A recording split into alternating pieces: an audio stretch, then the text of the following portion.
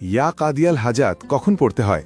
যখন কোনো বড় প্রয়োজন, চাকরি, বিয়ে, টাকা, সমস্যা বা কোনো হাজত পূরণের দরকার হয়, তখন পড়া যায় ইয়া কাদিয়াল হাজাত, অর্থ হে প্রয়োজন পূরণকারী। নামাজের পর, বিশেষ করে তাহাজ্জুদ বা সালাতুল হাজতের পর 11, 42 বা যতবার ইচ্ছা পড়তে পারো। এরপর নিজের প্রয়োজনের জন্য দোয়া করবে।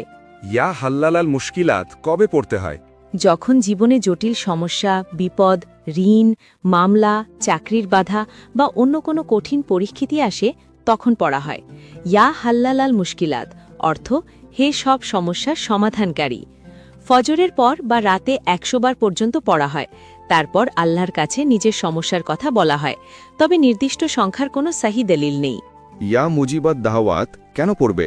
যখন মনে হয় দোয়া কবুল হচ্ছে না বা কোনো বিষয়ে খুব বেশি দোয়া করতে চাই, তখন বলবে ইয়া মুজিবাত দাওয়াত, অর্থ হে দোয়া কবুলকারী।